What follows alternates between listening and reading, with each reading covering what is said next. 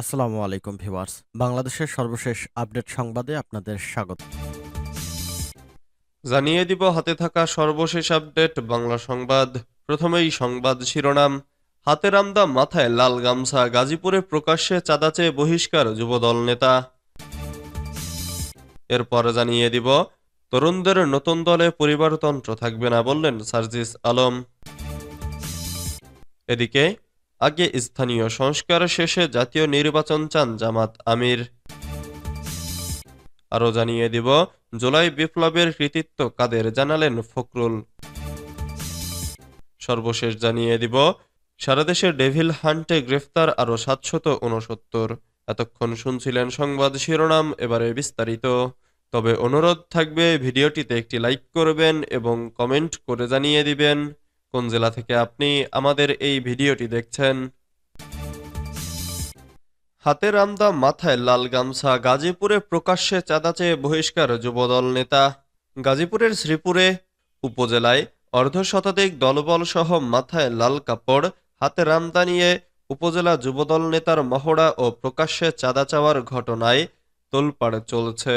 অভিযুক্ত ওই নেতাকে ইতোমধ্যে বহিষ্কারও করেছে যুবদলের কেন্দ্রীয় কমিটি। শনিবার ২২ ফেব্রুয়ারি বিকেল ৪টার দিকে উপজেলার তেলিহাটি ইউনিয়নের এমসি বাজার এলাকায় স্বপ্নপুরী হোটেলের সামনে হ্যান্ড মাইক দিয়ে প্রকাশ্যে চাঁদাবাজির ঘোষণা দেয় উপজেলা যুবদলের সদস্য নেতা জাহাঙ্গীর আলম মিন্টু।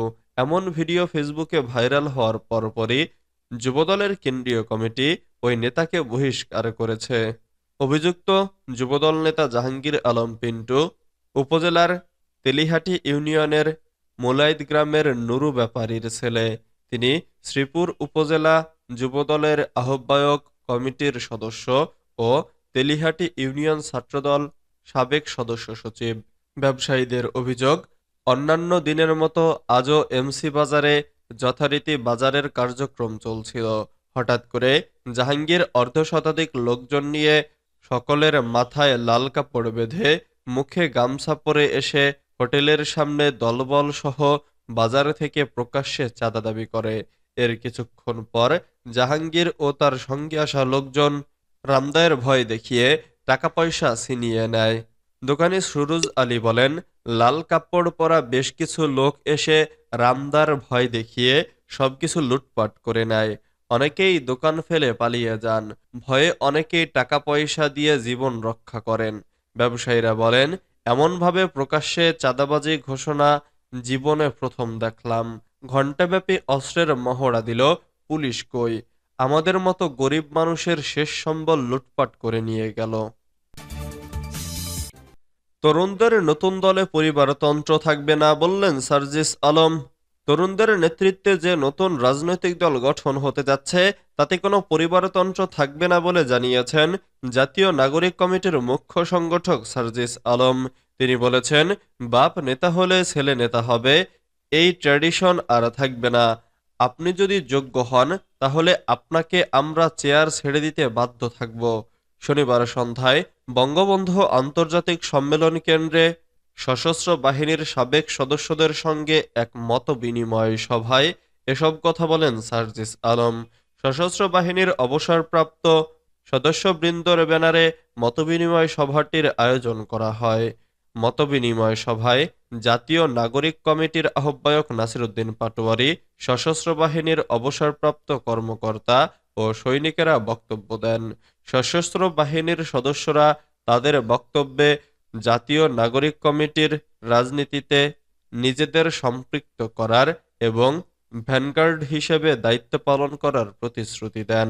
সশস্ত্র বাহিনীর সাবেক সদস্যদের নতুন রাজনৈতিক দলে স্বাগত জানিয়ে সার্জিস আলম বলেন, নতুন বাংলাদেশের নতুন চিন্তাধারার রাজনীতির কথা ছড়িয়ে দিন।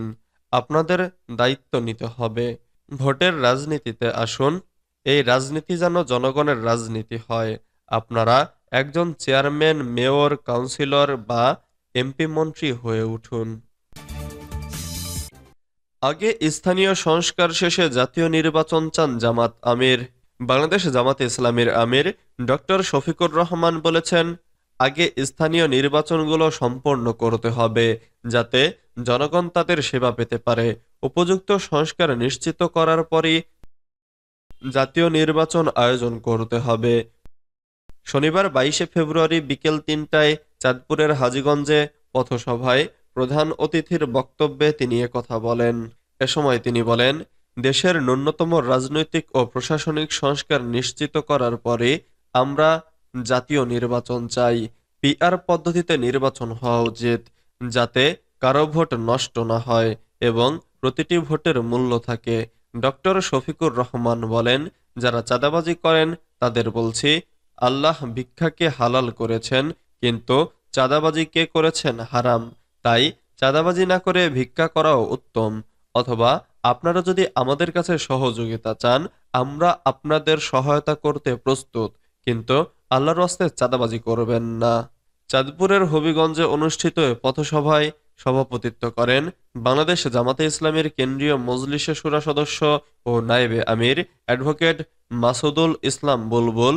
পথসভা পরিচালনা করেন জেলা জামাতের সেক্রেটারি, সাবেক ভাইস চেয়ারম্যান অ্যাডভোকেট শাহজাহান মিয়া। জুলাই বিপ্লবের কৃতিত্ব কাদের জানালেন ফখরুল। ক্ষমতাচ্যুত সাবেক প্রধানমন্ত্রী শেখ হাসিনা ভারতে পালিয়ে যাওয়ার ঘটনায় ছাত্র জনতার গণঅভ্যুত্থানে কাদের বেশি গুরুত্ব তা নিয়ে সামাজিক যোগাযোগ মাধ্যম ফেসবুকে চলছে কথার লড়াই। নানাজন এ বিষয়ে বিভিন্ন পোস্টে বিতর্ক করছে।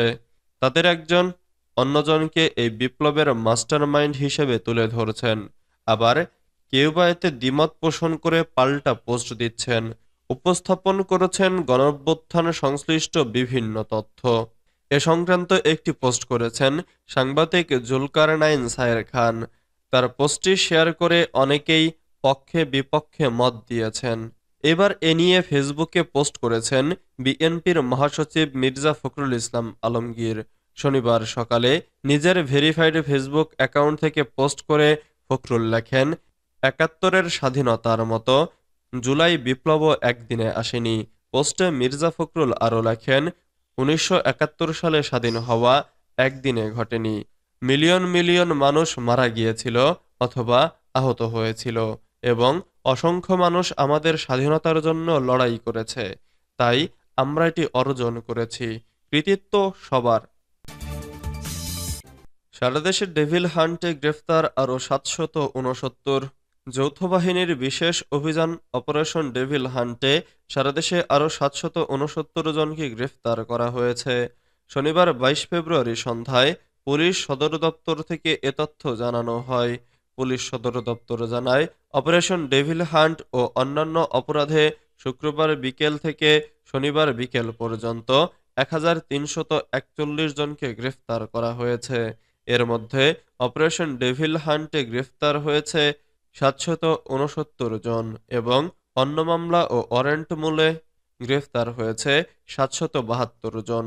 এর আগে গত ২১শে ফেব্রুয়ারি বিকেলে পুলিশ সদর দপ্তর থেকে পাঠানো এক বার্তায় জানানো হয়, অপারেশন ডেভিল হান্ট ও অন্যান্য অপরাধে বৃহস্পতিবার রাত থেকে শুক্রবার পর্যন্ত ১৬৫০ জনকে গ্রেফতার করা হয়েছে।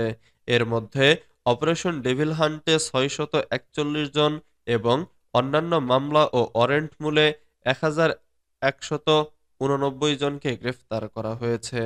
২৪ ঘন্টার অভিযানে একটি বিশেষ পিস্তল, ৬ রাউন্ড গুলি, ২টি দেশীয় দোনলা বন্দুক, একটি দেশীয় ওয়ান শুটার গান এবং একটি সামুরাই উদ্ধার করা হয়। প্রসঙ্গত, গত ৮ ফেব্রুয়ারি রাত থেকে সারা দেশে অপারেশন ডেভিল হান্ট শুরু হয়।